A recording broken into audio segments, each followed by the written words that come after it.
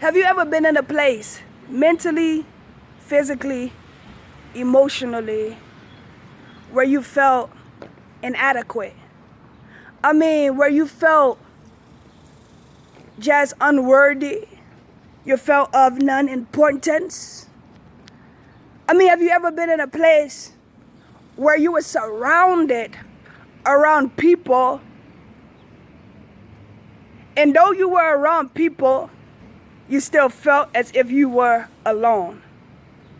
I mean, the people were there, but in your mind or in your eyes, they were invisible because you were left with just your thoughts of inadequacy, thoughts of feeling unworthy, thoughts of feeling less than, thoughts of fear, thoughts of rejection. I mean, all these negative thoughts out of nowhere began to swarm over you. Have you ever felt that? Where these thoughts began to speak so loud that the music around you, the people around you began to silence, and you were just left with your thoughts. And so if that is you, if you have ever felt that way, if you have ever experienced that, I want to talk to you today. And the reason why I want to talk to you is because I've been there. And not only have I been there, but I experienced that yesterday. So my name is Mercedes Johnson, and I am the author of her story, Breaking Through Darkness. And I want to tell you, yesterday, I went to this amazing and phenomenal social and networking event here in Dallas. And I met some phenomenal people. I met artists, a model, a millionaire, entrepreneurs, artists. I met some amazing people. And these people, they knew their craft, they knew their work, they knew their industry so well, to the point where I began to oh God, what have I stepped into, And at that moment, I began to feel inadequate. I began to feel like, maybe you made a mistake of coming here. What are you going to tell these people? What you going to say? That you are a writer? You're going to tell them, hey, I wrote a book. But guess what? That's exactly what I told them. When I finally built up enough courage and confidence to walk up to people, the first thing that people ask you, they say, so what do you do? And at that moment, I was like, all right, here we go. I said, I am an author. I'm a writer. I wrote my first book. I released a book probably 2 months ago. And to my surprise, they were like, oh my gosh, you wrote a book?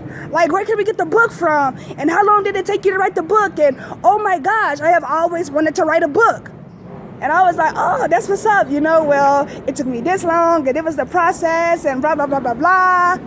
And so the people that I were connected to, they began to introduce me as, hey, this is Mercedes. Did you know that she wrote a book? And it was amazing because I had all these people, all these businessmen and women, entrepreneurs, artists, and artists. And they were interested in, how do you write a book? I want to write a book. I have always wanted to write a book, but I don't know where to start. And not only that, it was so amazing.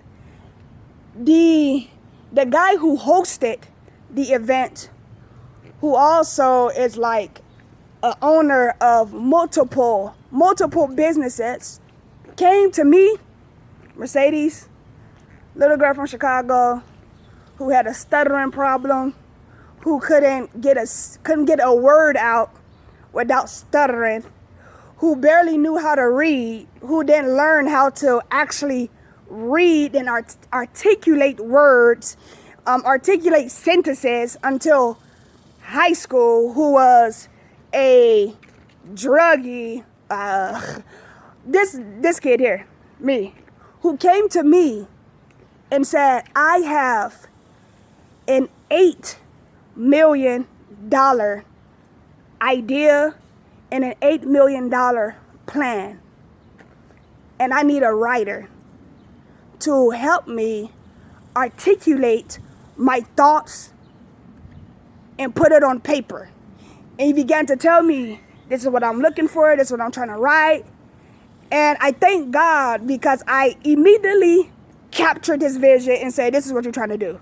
And you're trying to do this and blah, blah, blah, blah, blah. And he said, I want to work with you.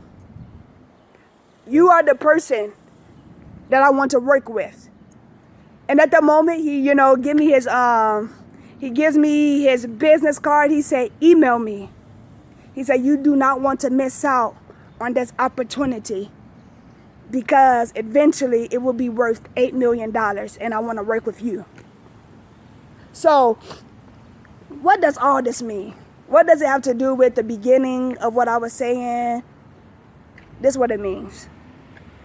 Do not allow your feelings of inadequacy, past failures, what you used to do, what you used to be, what you are and what you are not. Don't allow those things to dictate you or your decisions.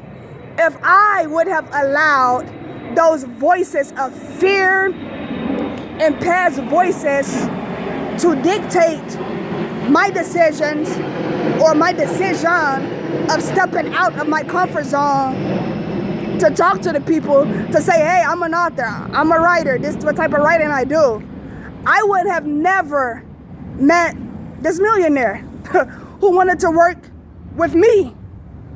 And once again, the kid that's from the projects that couldn't read to save her life. I mean, I was the kid that was in school that would act a clown, that would act a donkey when the teacher would call on me because I was too embarrassed to tell the teacher, I can't read, I don't know how to read. And I was in high school, didn't really know how to read. Before that, I couldn't speak. I had a speaking problem. I mean, I couldn't get a word out without stuttering. I mean, it was so bad, so to the point that my mother, she would say, if you don't get this word out, I'm gonna beat it out of you. It was horrible, horrible.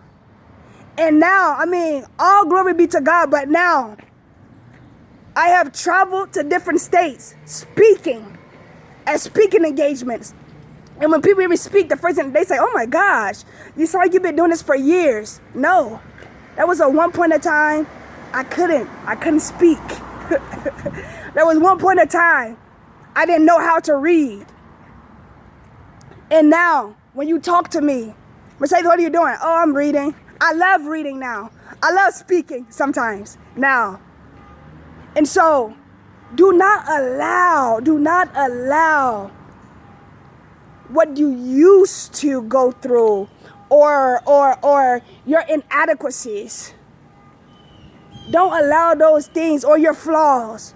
Don't allow those things to dictate or control you. Don't allow them to control your future. Because there's greatness for you. And I can say that because I am slowly walking and experiencing some of my greatness.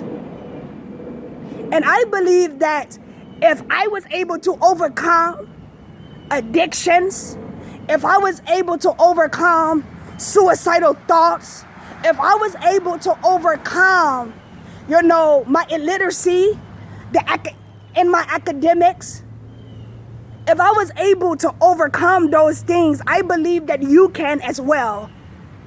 And sometimes we not only need to begin to believe in ourselves, but sometimes we need just one person, not a lot of people, just one person to believe in us as well.